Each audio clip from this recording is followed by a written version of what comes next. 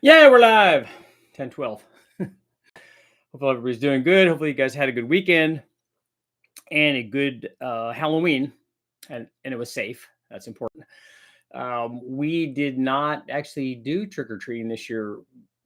In the other house that we used to live in, we had a lot of trick or treaters in our neighborhood, and so we stayed home and did the whole trick or treat thing, which is awesome. We love it, and they all came and they got to see the dogs, Milo and Maya at that time back then. Because the dogs love the little ones. But in where we live now, it's pretty sparse. Not hardly any kids come, which is sad because I really like Halloween was always fun. Cutting pumpkins up and decorating stuff. That's all cool. So we actually ended up going to a football game between the two high schools of the town. So big rivalry thing. So it was that was a fun deal. That all worked out. So hopefully you guys had that all safe. I did on Halloween Day, was working on a video where I installed an electric boost gauge on the Omni. So take it out and do some tests just to kind of see, it's a good idea. And I'm doing a video on that. I'll be posting that pretty soon. Doing a video on having that kind of data. It's important to have a boost gauge, one, because it's a turbo thing and you like to see the boost gauge swing up, but also it's good information to see, especially if you've been after you've been driving it a while, how it swings up. Are you getting good boost response? With a boost gauge, a lot of times, particularly if something changes, you can see differences in, if the wastegate's getting stuck or it's opening too soon or not opening. You can tell a lot of information from the gauge if you are, if you're paying attention and you understand how to evaluate that. The cool thing would be to have, because as I found, trying to drive and do single gear pulls and then drive and video with the camera, holding the camera steady and all of that is a lot. So setting up the camera, I may have set up a mount for it so that we can log that. But being able to log that data would be better, to data log it so that you can look at it in kind of a graph form and see that way. For me, when I'm reading graphs, which is why I like the dyno testing so much and having all that data, you can see anomalies in the graph. So as it's going up, it takes a big jump or it takes a big drop or whatever, something where it's acting erratic, and you can kind of see that. And that's what you look for. That's what you look for in anything. You're looking for movement when you're out there hunting or doing whatever. You could see stuff. Oh, that's a coyote or a mountain lion or whatever you're looking at, a snake if you see it. But you're looking for something out of the ordinary. And when you see that, you focus on that and go, oh, okay, there's a problem here. But if you don't have the data logging, it's hard for you to take in all of that stuff. So especially while you're driving and doing that. But the gauge was cool. It was kind of interesting in that it's normally boost gauges are just a vacuum / boost line, running from some source in the intake manifold, usually up into a gauge. But this had a map sensor. So it's taking the map sensor signal and then sending it up to a digital gauge, which the digital readout is okay. I kind of like the analog gauge better. In fact, that will be our poll for today. It'll be analog versus digital. Do you like a digital readout? One of the problems with reading the digital readout, which you don't really have with an analog gauge, is that with the digital one, and we saw this in the video, a couple of things. One is that, if the sun is hitting it just right, it's hard to see. And then also when you're trying to film it, because it's a digital readout, you get a signal transfer matching up between the readout of the digital gauge and then your speed of the camera, essentially. And so you get flickering sometimes, and you can solve that just by changing it, your setting on the camera when you're filming it. But still, it's it can become a little problematic as you're going through light and dark areas if the sun is out. I haven't tried filming it at night, which I think would be better because then the digital readout would be better. I just don't know, in filming it, looking at that gauge and then having your headlights on ahead of you, if that's going to create a problem. But we'll see this. That's why we try all this stuff. But today, Excuse me. What we want to talk about is cylinder heads. I'm still surprised. I see a bunch of posts online of guys still asking questions about, oh, what cylinder heads should I particularly on an LS. So I thought we'd talk about LS versus some other form, because on an LS the answer is very, very easy. And it surprises me that people are still asking these questions. And I don't know if it's new people getting into the industry and don't really know that, if it's people trolling and just know that it will get a bunch of response, because people do that, unfortunately, in social media land and internet land. Or if they're genuinely concerned because there's some logic behind this. Oh, I got to get 317 heads to lower the compression. That's can be a good idea, but I got to get 799 heads or whatever on the factory cathedral port stuff. I got to get more flow because that's going to help. I got to do a valve job. I got to put a bigger valve in. I got to port it. I got to do whatever, and all of that's great, and all of that can potentially help with airflow and having you make power. But the reality is on the LS side, and this is what I always tell people: look, if you're putting together a junkyard LS and you're not doing some sort of dedicated build with forged rods and forged pistons where it's going to be the all motor kind of thing, that not all motor, but where you're going through the whole thing and changing everything and making it a dedicated thing, and you're going to go no prep racing or whatever kind of thing you want to do. If you're not doing that, if you're just doing a junkyard motor and putting a turbo on it, you're putting some kind of cam in it, hopefully a low buck truck camshaft or a ripper or a truck plus, a BTR cam motion, whatever it is. You're putting some sort of small cam in it because you want good response. So you've listened to the Richard Holdner stuff before in the past. You're putting some sort of small cam in it. You got injectors and stuff, but really the turbo is the thing that dictates what kind of power you're going to make. It's not the camshaft. You'll get people arguing about that all the time. Oh, you need a custom cam. Somebody that tells you need a custom cam for, I don't know where that number is, but let's say 1,000 horsepower or less. Somebody tells you need a custom cam for that, is trying to sell you a cam. That's 100%. That you do not need a custom cam. You don't even need a big shelf cam. You just need any kind of cam to make 1,000 horsepower and any more with like some sort of LS, something with stock heads, a stock intake manifold, just a cam swap. You just need a mild cam. You're not picking a camshaft to make 1,000 horsepower. You're picking the camshaft because it helps spool up the turbo earlier, or drives better, or has the idle vacuum that you want, or those kinds of things. It has nothing to do with it being a turbo. The turbo is going to decide that. If you pick a camshaft that allows your 5.3 to make 400 horsepower, then it's just a boost number to get to 1,000. It's really simple. Works that way for everything. It doesn't matter if the camshaft comes from Richard Holdner Performance or wherever it comes from, BTR, like I said, or anybody. You get there, and then it's just boost after that. So the turbo decides that, not the thing. Same thing with the cylinder heads. On an LS application, if you go get a wrecking yard motor or you're building one up, hey, what should I do to these heads, or what should I, you don't have to do anything. That's the great thing about a junkyard LS, is no matter which one you pick, 706, 862, 241, 799, 243, 317, whatever you have, whatever motor you got, whatever heads are on it, boom, you've got turbo heads, and you've got 1,000 horsepower heads. Because the turbo, and if you put a camshaft in there, the turbo decides that. So any cylinder head that you have on an LS is a 1,000 horsepower cylinder head. In fact, it's probably more than that. Can you port it and do all that stuff, put aftermarket heads, an aftermarket set of heads, thicker deck, better sealing? There are some other benefits for that, but not for that power level. You can make that power level with any cylinder head. So let's look at the 5-liter Ford side. Okay, I've got a 5-liter Ford, an older 5-liter Ford, not a Coyote, because a Coyote is the same thing. It's got a bunch of cylinder head on it. You can make a bajillion horsepower with those. But on an older 5-liter Ford head, where you have an iron set of E7TE heads, those heads are terrible. They flow 150, 160 CFM. They're designed to make 300 horsepower if you did a bunch of other stuff to your 5-liter Ford, but they're just not good. But under boost, they get better. So the question isn't like, okay, should I swap my heads? Yes, on a 5-liter Ford, you should. But do you have to? It depends. If you put a turbo, if you put a camshaft in there in a 5-liter Ford, particularly if you change also the intake manifold and leave the stock heads, I don't know why you'd be doing that, but you certainly could. If you did that and put a turbo on it, we've shown time and time again in a Fox chassis Mustang, you can go run 10s like that. So if your goal is to run 10s, you can do that with stock cylinder heads. Should you?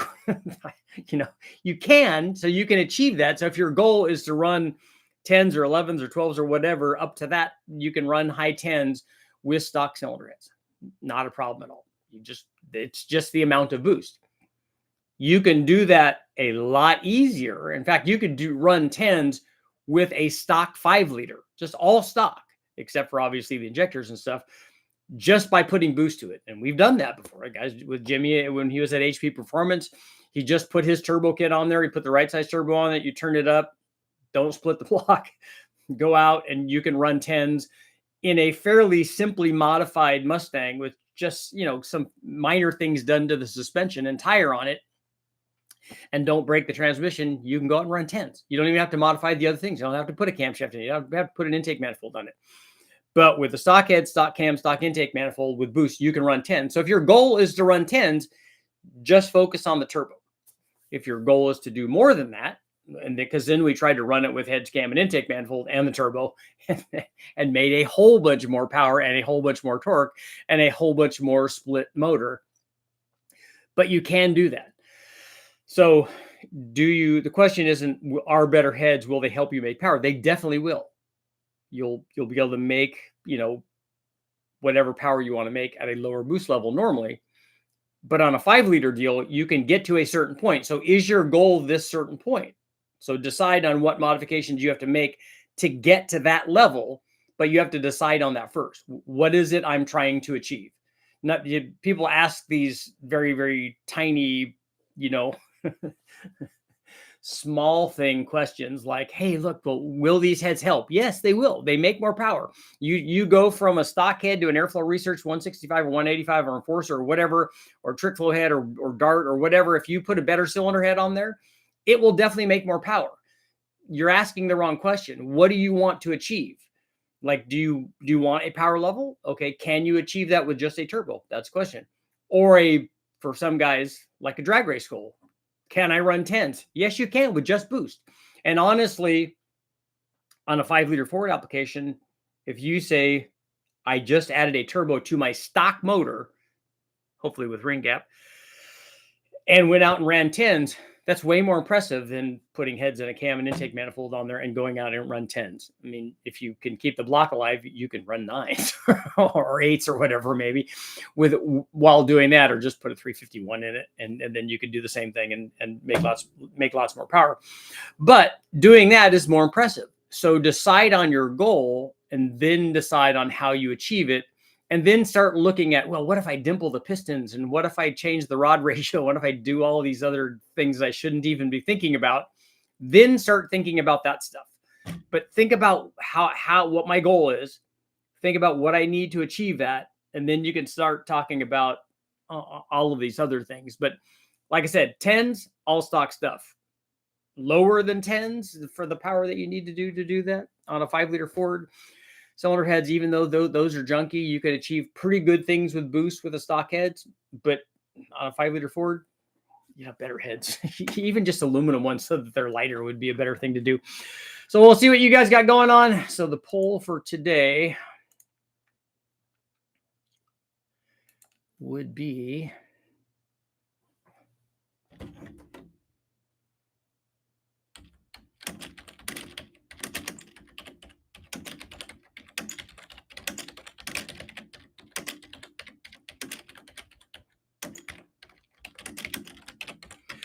Okay, if you had a 5-liter Ford, I'm going to put so that people, if you had an OG 5-liter Ford, I guess the OG would be way back in 67 or 68. If you had an OG 5-liter Ford, would you change heads before adding a turbo?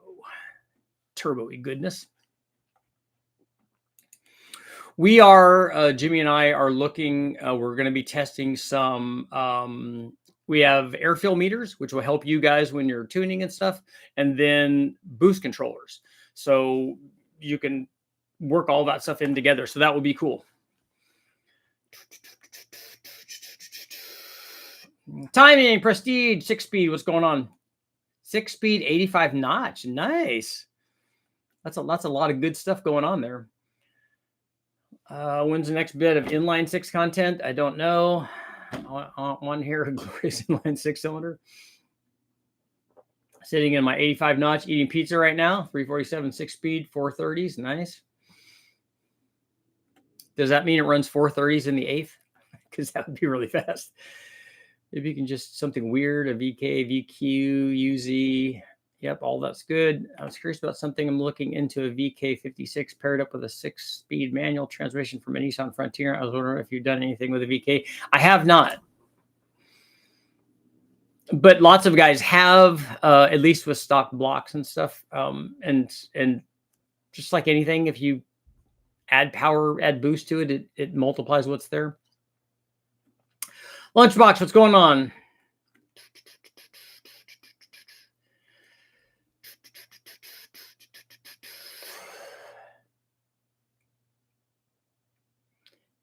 Jay's taking some time to talk. I'm going to go review some big block Ford videos after this. I'd like to see some Hellcat supercharged LS dynos. Would love a 460 be a viable option for me. Yeah, you can. How much power do you want to make? I'd like to see a Hellcat on a 5.3. Fuel consumption is the only concern on big blocks. Yeah, and they're heavy too. I'm hoping I can get 10 miles per gallon out of one, pairing it with a 6R80 or a 6L. You can get 10 miles a gallon out of a big block, certainly, with the right cam and the right transmission and gearing stuff. You did a Hellcat blower on a junkyard LS budget build. I didn't ever do that. I haven't done that.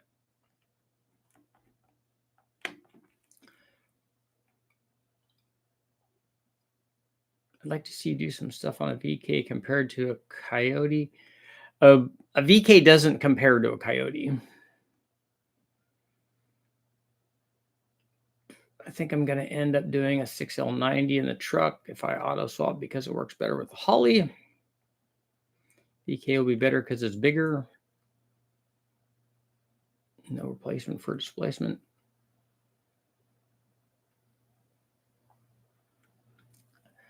Now a guy who only removed the restrictor from the boost gauge and the customer swore is more responsive and more power. Remove the restrictor from the boost gauge on what? Are you talking about making the gauge more responsive?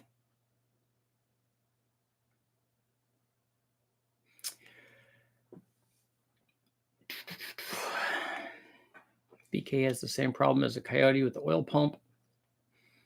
You mean it's a gerotor pump? Because lots of people are using those.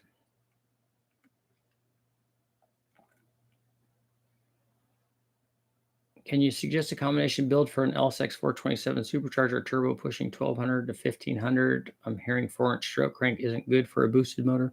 That's not accurate.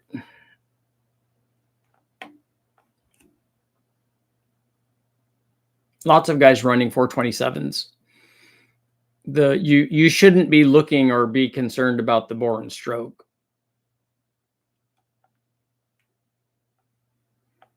I want to see the stock 5-speed auto limitations, so I might grab a junkyard truck. FR500 is a discount wideband that's on Westex dyno. It's the best budget wideband. FR500 is the discount wideband that's on Westex dyno. I don't remember seeing that at Westech.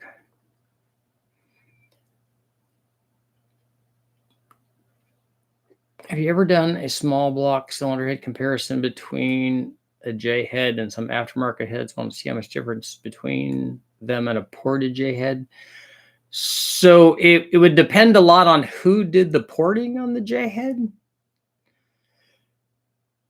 And are you looking at an aftermarket aluminum head like a AFR or Edelbrock or something like that? We know what the Edelbrock is going to do, at least the earlier ones I tested. Oh, no, but that was not on a... Oh, it was. That was a 360 head. That was on a 360. Calvin's done an LS for the Hellcat blower.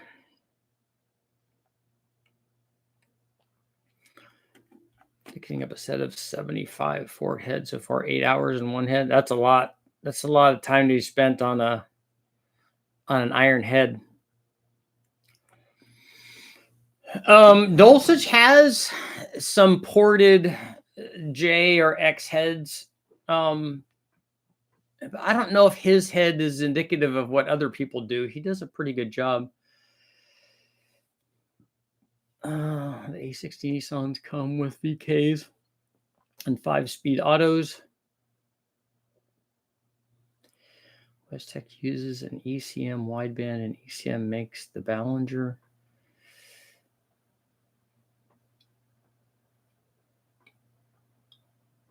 Now that RHP is offering tunes and Jimmy and Joel seem to be very well schooled on the subject, can we see more from them about tuning stocky? So what is it you want to see? Do you want to see how they tune them? Or well, I don't know what you want to see. I like Calvin's stuff. I wish the Max ECU stuff he uses was a little cheaper.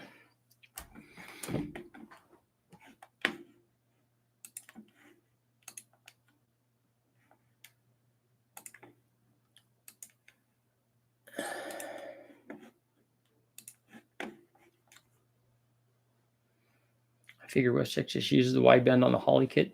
When we run Holly, a lot of times they will have that hooked up also, but they do have a wideband on the dyno, because then the dyno will data log it and then the Holly data logs it. We normally put them on opposite sides when we're doing that. I don't normally run closed loop stuff on the Holly, and so a lot of times I don't run the Holly one.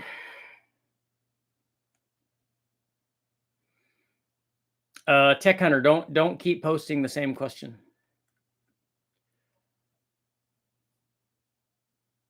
Holly gets upset when you run it without a wideband. Why does it get upset when you run it without a wideband? Why it doesn't care about an input. If you had an OG 5-liter Ford, would you change heads before adding a turbo? 76%. So 3/4 and 1/4 for adding. Those heads really are terrible.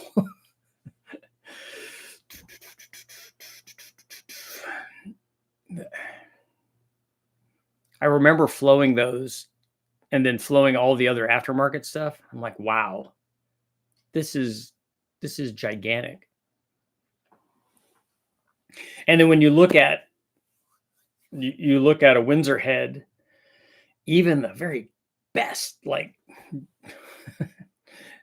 the 69 351 Windsor heads that everybody wanted back in the day before other heads were available. And then you compare those to a Boss 302 head, you're like, oh yeah, that's why they chose this for Trans Am. What's the weirdest name you've ever seen for a cam? Is a 4-inch stroke crank bad to use with boost? No, like I said, it doesn't. That's not. I don't know why boost and stroke length is an issue. Lots of guys running 427s under boost. Lots and lots and lots of them, making lots and lots of power.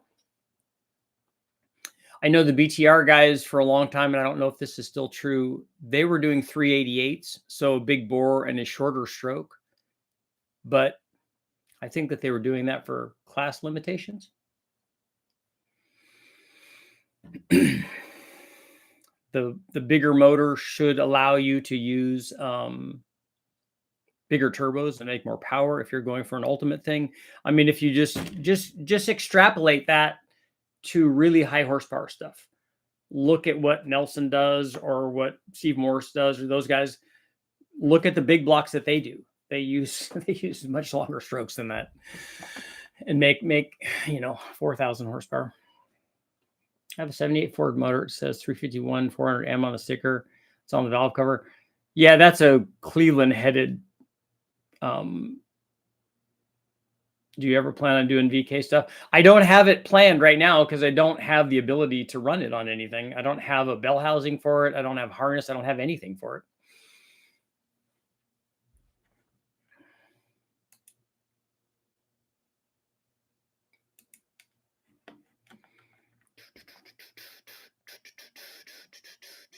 But I am doing 2.2 turbo stuff now. First thing I want to do, well, we're going to get this thing smogged because it's all stock. And then I think the first thing I want to do is an exhaust, because right now it has a stock exhaust on it. And I'm curious to see what effect it has. I kind of would like to look and see. I got to jack this thing up and get underneath it. That's the problem with doing, a bunch of part swapping on this motor, is that everything that you'd have to put on is kind of back behind, covered by stuff. Like if you want to do a turbo swap or a manifold swap or any of that stuff. I kind of suspect there's something going on with the arm or the wastegate actuator looking at the boost curve. I know a guy that just went 6s for the first time with a VK running a Haltech and a Chevy bell housing adapter. I'm pretty sure for a Tremec 6-speed. Yeah, that's all well and good. And like I said, with a turbo motor, you make a certain amount of NA power, and this works with any motor, and then you add boost to it, it just multiplies that. And with turbo stuff, you just keep multiplying it, and you can make more and more power. The VK isn't anything special. 1UZ, I mean, any of these motors that we talk about, they all do that. They all follow exactly that.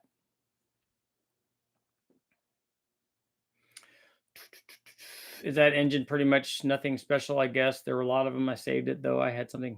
No, there's nothing special about that. I have videos up on the 400M that we did. It's basically just a tall deck stroker Cleveland, and on a 351 version of that, which they made both, it's the same displacement as a 351 Cleveland. It'd just be a tall deck, which means there's limited intake manifolds available for it. When we ran it, we ran Cleveland intake manifolds, but the guys from MPG made spacers for those. But the tall deck means really, really long push rods and long connecting rod lengths and stuff.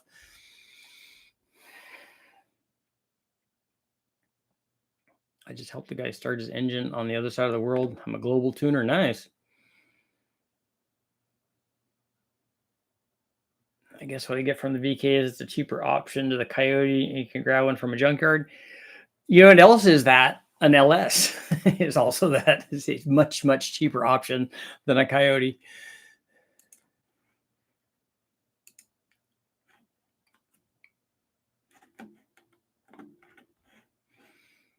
But yeah, if you want to run a Toyota in something, that's possible.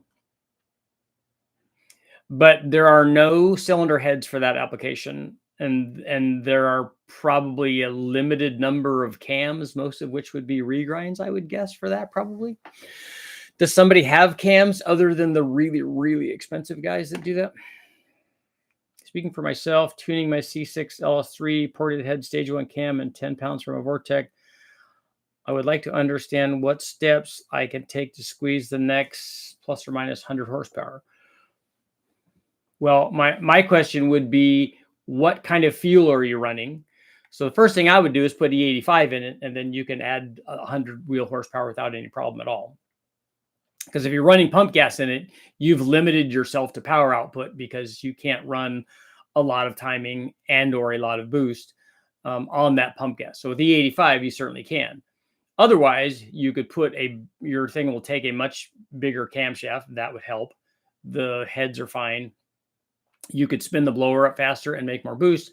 But again, a lot of that is going to be a function of what kind of octane you have.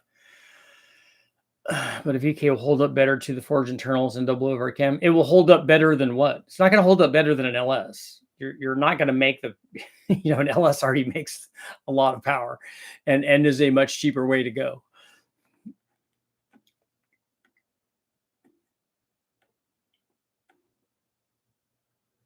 And I'm not putting down an LS just like, or putting down a VK or a 1UZ or any of those other ones. I'd like to test all of them. I'm just saying that that's the reality of the situation. If you want to make 1,000 horsepower, there's probably no cheaper way to do it than with an LS. I also have a 71 Oldsmobile 425, an old timer, but a VK would definitely be different. It'd be other guy's thing, which would be cool. But I have a 425, an old timer told me I should hold on to it. Yeah, it's definitely cool. Thinking of stage 3 performance design, 103 millimeter and the throttle body. You don't need the 103 millimeter. A performance design intake you don't need because you're under boost. Those are good intake manifolds, but I doubt you're going to gain a whole bunch under boost, and that with that and a bigger throttle body, I wouldn't worry about that. will it allow me to add enough boost and timing on E90? Yeah, if you have E93, you have all the octane that you need. You don't need the intake. You don't need the throttle body. You don't need water meth. If you are running E85 or E93, you have everything that you need. A bigger cam would definitely help, and then spin the blower faster. Richard, you should just weld the wastegate shut.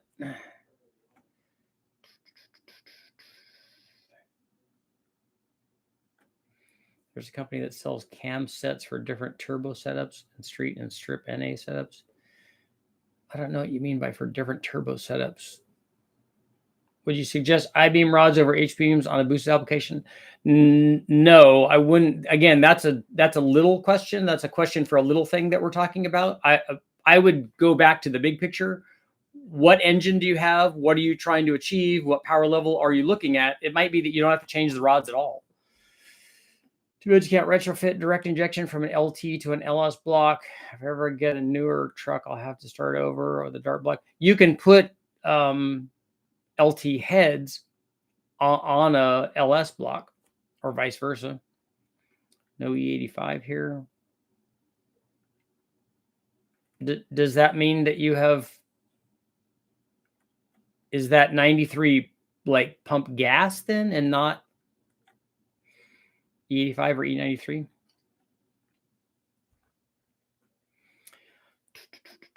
The VK is a Nissan motor. Yeah, I know what it is. I love you're getting into the parts business to help guys make more power. Small turbo is perfect for 70% of the guys. I made 735 on an LY6, sloppy stage 285, 4L80. The VS Racing 7875. Yeah, a 7875 will definitely support that. That's bigger than the 3584 that we have. Not as big or as powerful as the G42. Europe is a Chevy hater. Yeah, I don't know why you'd hate one thing over the other, but the VK is a Nissan. I know, but the 1UZ is a Toyota. E1093 octane. That's why I'm leaning toward water meth. Okay, so if you're running pump gas, then water meth would be good. I was just reading that my flex fuel injector and my Duratec 3-liter are actually smaller than some of the early non-flex fuel vehicles. They added fuel pressure to make up for the duty cycle. Calvin is making LS numbers on his VK. People are so funny.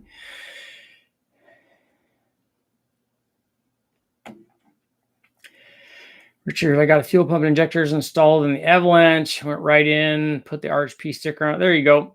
Diesel guys like non-wastegated turbos, but they actually make less power because they get too restrictive at peak RPM. Yeah, I don't.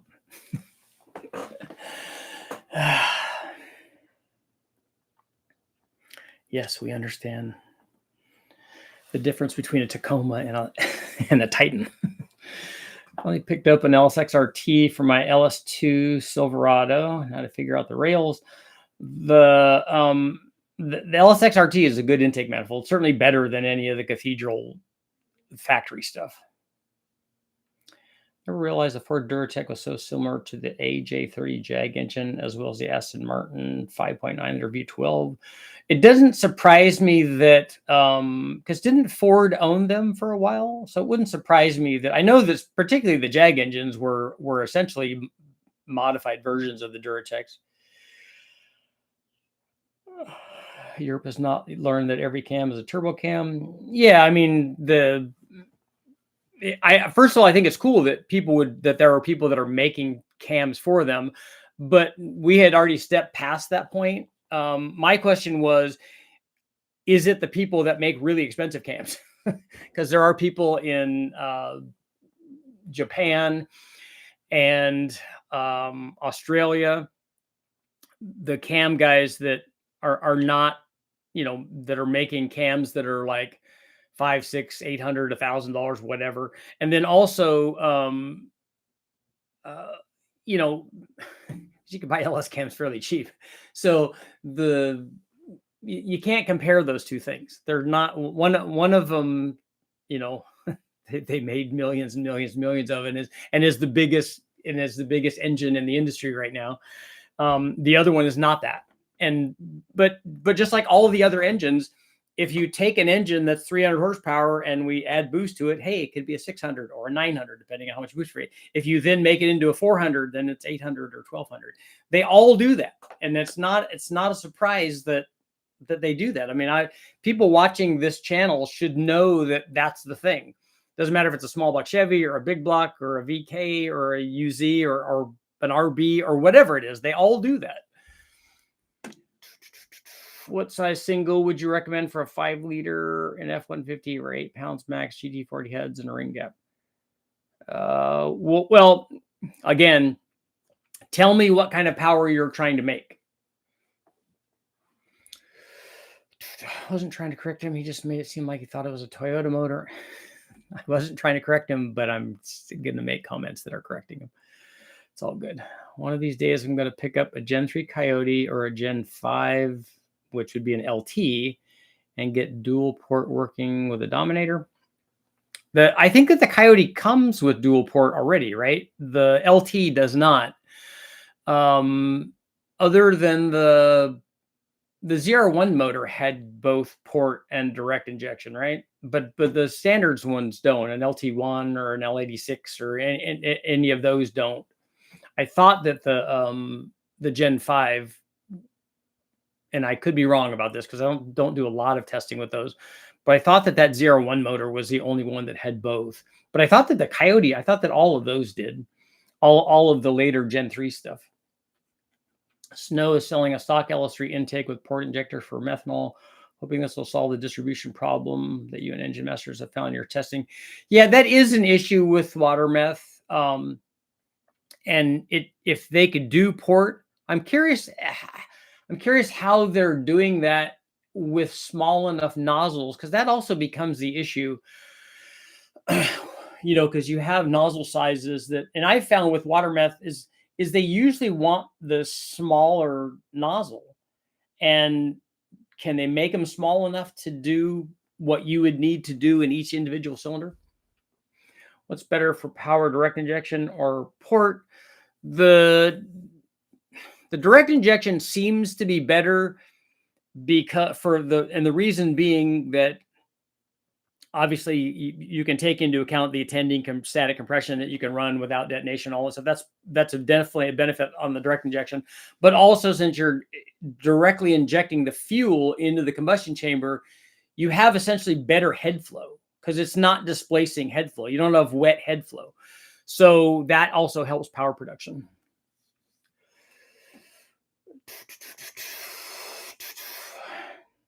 Richard's been doing speed science for decades.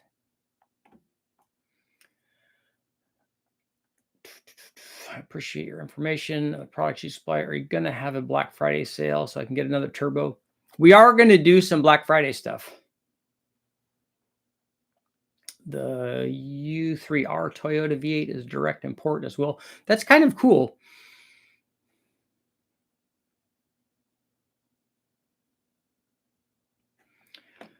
I emailed you a link for the snow intake. Okay. Sex wet kit, your super turbo hypercharged big block,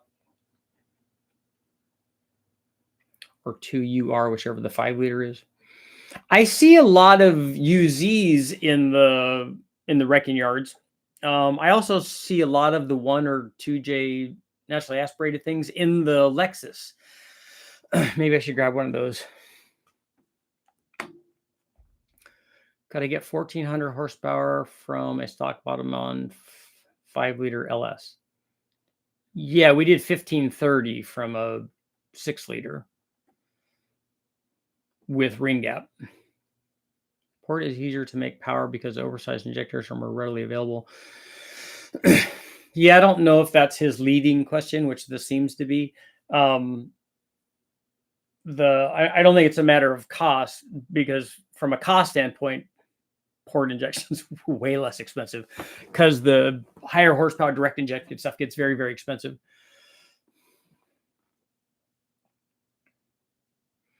I'm guessing the 2027 GM Gen 6 V8 will be dual injection. I think, excuse me, I think from an OEM standpoint, having both of those is better for keeping the valves clean, which that's definitely a concern on the direct injected stuff. Since you're putting the fuel directly in the combustion chamber, you do get buildup on the backside of the valves, and that becomes problematic, which you don't get with port injection because the fuel tends to wash all that off or not let it build up in the first place. How much ring gap do you run for twin turbo 5.3s, Big Bang that made 1300? 6.5 thousandths per inch of bore is the rule for gap. Got you. Thanks for the information. OG 5-liter 305. The OG 5-liter is a 302. This was a Ford. I guess I should have put Ford on there. But a 305 was labeled as a 5-liter also for the Chevy side. Would 35 thousandths be too much ring gap? We ran on some of those as much as 35. Because on the Big Bang stuff, I really didn't care when I was doing ring gap. I don't try to make them all exactly the same. It just went beyond 30 on a lot of those. Anymore, I probably wouldn't put that much in there. Because if you do 6.5 thousandths or so, it doesn't come out to over 30 on these smaller bore things. So we just made sure it didn't touch. It was fine. Some of them had a lot, though. 2027 model year trucks will have the new motor most likely. Can't wait to see it. Gen 3 and 4 Coyotes are indeed dual injected. Nobody they know of has run both with a Holly kit. Usually Gen 3 Coyotes that go Holly just delete the direct injection.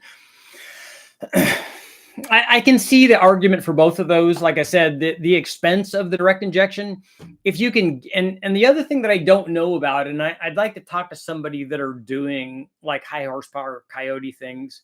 I don't know about the piston design because the piston design for direct injection is very specific.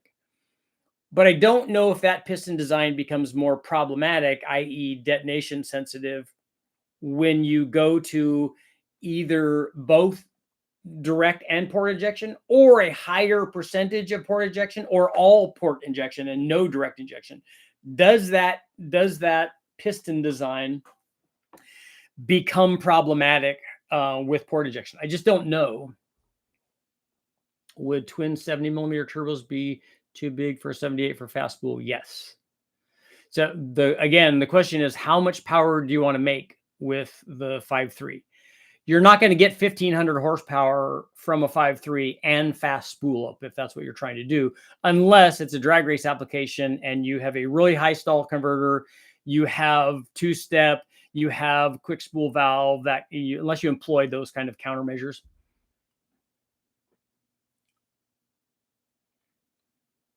No, Facebook Marketplace engine actually has 132,000.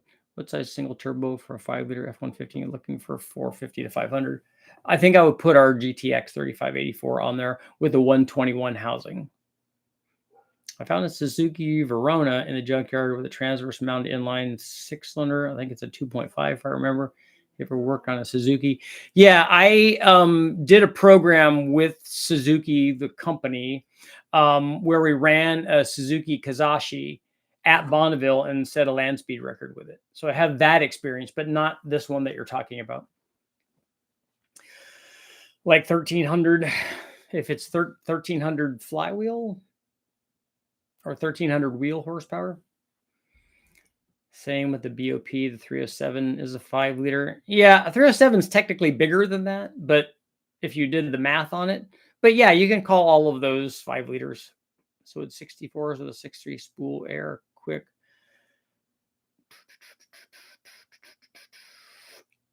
Um, 1300 is kind of right in the middle. You might try 3582s probably for that. I like to see a lot of JDM V8 stuff. Not a lot of people go for the Japanese stuff due to them not being readily available. I don't really know why people don't use them. I'm a big fan of all the JDM stuff. Haven't done V8 stuff though. It's all been Honda 4 and 6-cylinder. We've done some stuff on RBs and 2Js and that kind of stuff with other people on chassis dynos. And I love all that stuff. First gen Volvo S80 had a transverse inline 6-cylinder, very bizarre package. Yeah, we had a I don't remember if we had an S80 or an S60. How much horsepower would be lost when you convert the TSP Chupacabra cam crank number to wheel horsepower on an Escalade? Is the Escalade all-wheel drive?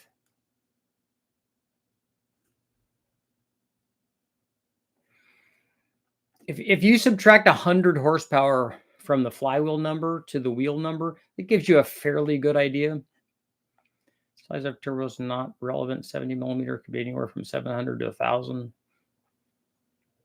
Yeah, you can have different 70 millimeter turbos that do different things. That's why I suggested a specific turbo. We're going to use the inlines. I see some VQ stuff here and there, but not much, and few to none V8 stuff. Yeah, I think it would be cool just as an other guy's thing to do the Toyota and Nissan V8s. All-wheel drive, maybe more than that. Then Kazashi was a cool car. I really liked it. I thought the Kazashi was a really good-looking car. I don't see why that thing wasn't a sales success. The goal for my dual injection idea is to be able to do things like lean burn and cruise and have the ability to easily upsize the port injectors.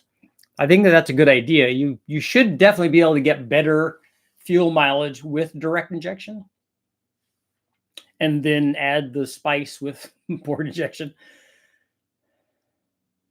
130 horsepower on a Gen 3 all-wheel drive drivetrain.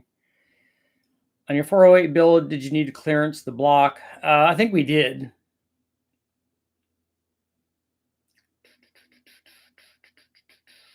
Richard, you should check out Concept 841 headers. That sounds like a tri-white header for a V8. Or could I start with an On3 8883 turbo? I have never tested that, so I don't know. Wanted to get a rough number wheel horsepower with long tube headers and a TSP chopper car for my all-wheel drive Escalade, but it's hard to dyno. Okay. Twin RHP 800s will make you happy. Yeah, I think that the twin 3584s are probably not going to spool as well as he might like. 3582s should definitely be better, but I don't think 3076s will get him to 1,300 wheel horsepower. It might, but it'd be all of it. Is it worth it to port the heads on a supercharged 4.6 liter 2-valve? Will boost make that a bigger increase in power? Yes, porting those heads can help you make more NA power. You're asking a question that I would just go back to: how much power do you want to make, and what is the combination? Let's talk about that first, and you might not need to do any of that. Supposedly, the Coyote DI injection can supply about as much fuel from stock as a set of 30-pound port injectors. So I figure pair them with some 80s and a 455 pump and make 1,000 on E85. Okay. Get 20 miles per gallon. Yeah, the fuel mileage will have a lot to do with the weight and the aero drag and that kind of stuff. But 88, 83s, are you doing a single one, or will twin 55s be too small for a 5.3? For what power level?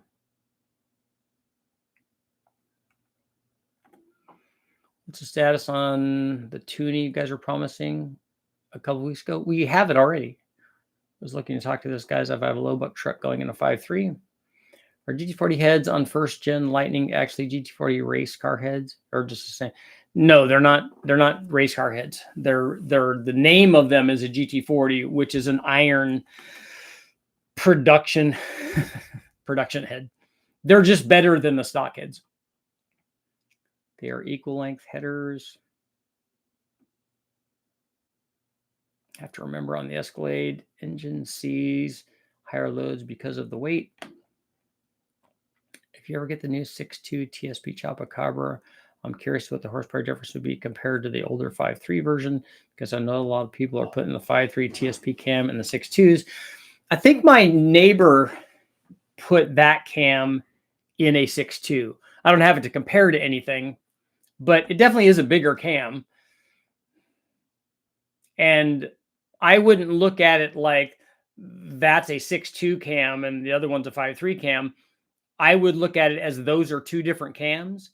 So to me, those two cams are interchangeable in a 5.3 or a 6.2, depending on what you want to achieve. Where do you want your power production? It'd be like our low buck truck cam and the Truck Plus.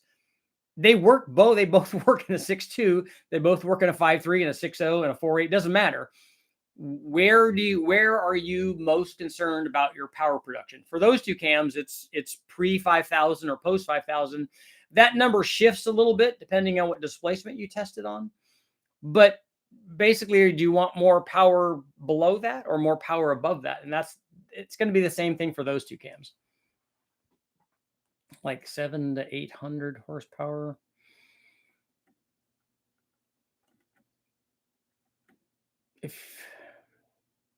If you're looking for a single for that, just get our G42.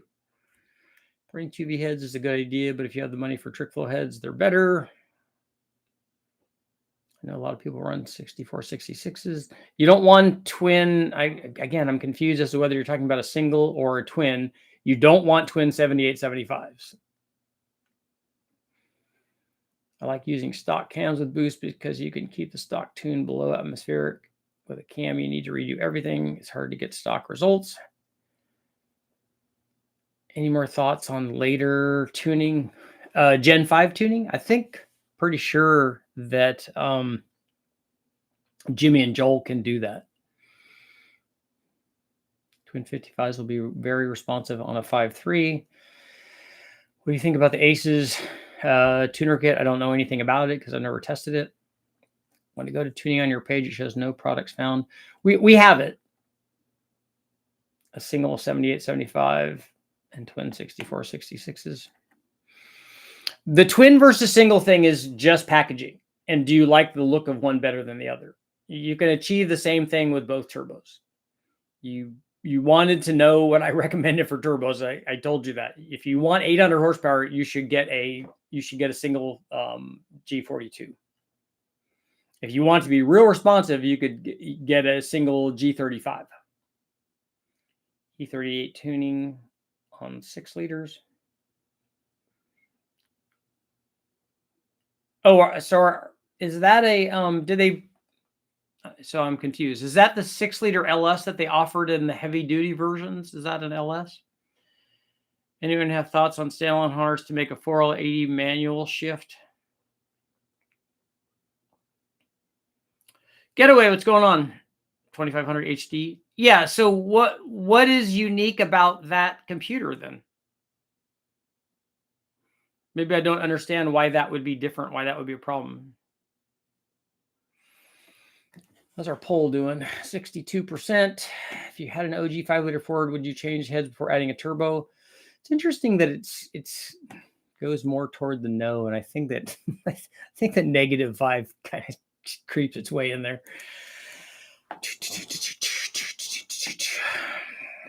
So don't know if it's that. It tends to be more that, judging by the fact that we ask that question and then the no's kind of swarm in there or trickle in there later on. That I don't think have to do with the fact that you get more people that, well, I don't need to do that because I'm going to run 10s with the stock one that are using that logic base rather than I'm just saying no. I had to restart my internet, missed 50 minutes. Well, welcome back. How long will it take to spool on the road with twin that you round? I don't know. We didn't run them on the street, so. The EFI system is not the place to cheap out. I would use most other systems before Aces. Yeah, I just don't. I know the guys from West Tech, Asians, those guys have run those, I think, but I've never tried it, so I don't know. Why do I get ads? Because that's you supporting the channel. Look, I got an Ozempic ad. Actually, an email.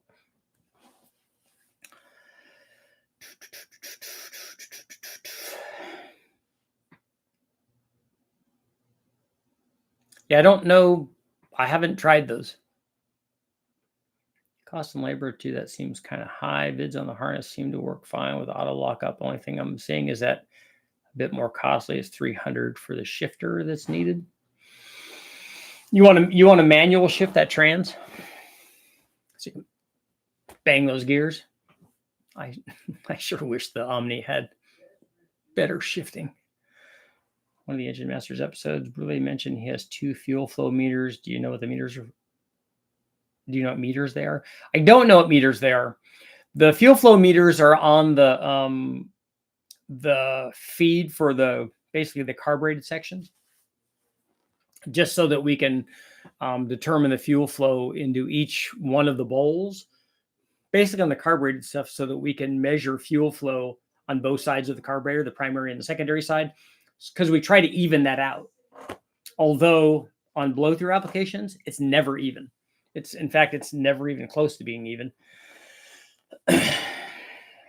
So what twin turbos for street driving? Not street driving. Got to give me a power level. If it's 1300, I already suggested the turbos. 3582s. Can't find the snow pre-built water methanol intake manifolds online. Maybe discontinued. They sell nozzles with flow rates ranging from 0.5 to 35. Has anyone tried low car shifters with paddles? LY6 engine, a 4L80 harness seems to be my best option.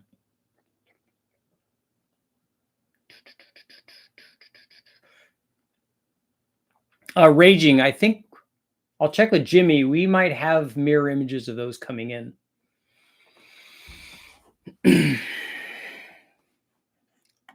Got 2 more minutes.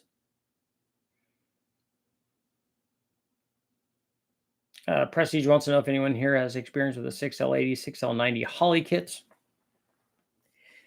Yeah, I think we're gonna have mirror images of, I think, the 3076s and maybe 3582s.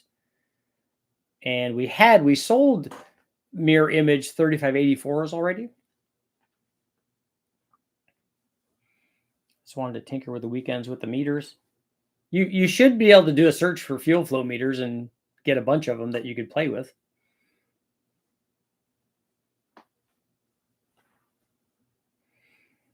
Or are you trying to tinker specifically with the ones that Westech uses and then base it off of the dyno results and then try to come up with some sort of correlation?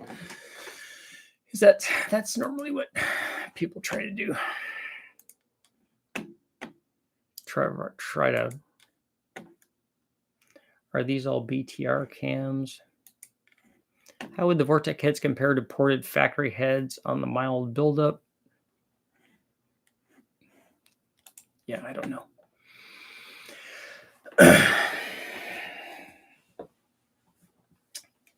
Don't really want to pull the trans apart. I'm not going to going anything crazy. Maybe around 700 horsepower for a cruiser. Maybe some racing at the track. I did a pair of 3582s on a 6-liter based on your recommendations on a previous YouTube. Truck absolutely rips. Super fun. So thanks for the advice. Guessing it's 700 to 800 horsepower. What stall speed do you have on that 6-liter? And then what camshaft do you have on that South Morgan Tech? Banging gear switches is the new hotness. I get confused when I hop in new cars at the shop. Yeah, what car did I just get into? Oh, rental cars. When I go to when I went to see Steve Morris, I get a rental car. I'm like, where the hell is everything? I think that this one was a Nissan. Holly, I end up using Megasquirt manual. Holly does not have much information.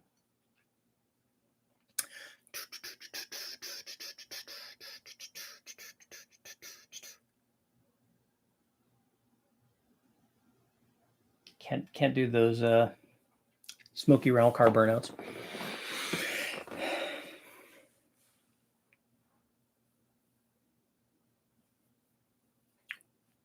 One minute.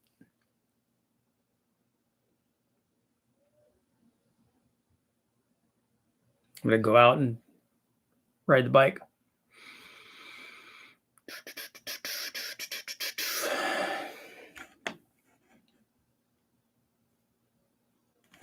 Norris cam, a T56 Magnum. Oh, okay. Okay, that's good.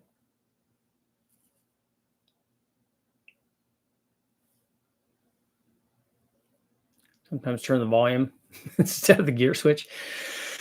Yeah, I was trying a few different things in there. And it's not I don't think that they make them very intuitive. I think that when they're deciding on what they're doing for the interior switching, the goal should be, can somebody get in this that's brand new and not have to go through like the manual and hours and hours and hours sitting in the car to learn everything? Can they immediately go on and turn the thing on that they need to turn on? Can they turn on the AC? Can they turn on the heater? Can they turn on the radio, stereo, whatever? Can they switch channels or switch it to whatever they want to switch to? Can they do that? Are the wiper, are those things immediately accessible? It should be ease of access. There shouldn't not be a learning procedure for that.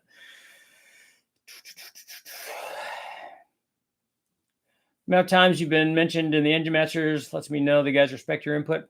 Spent a lot of time at Westech, and those guys don't do a lot of boosted stuff. So I think probably the mentioning would be more boosted stuff.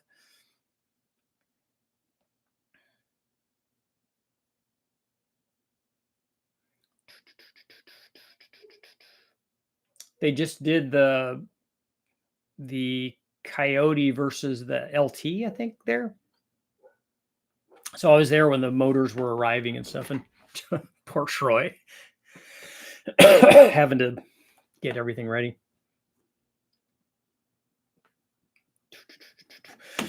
And on that note, it is time to go. I will see you guys all later.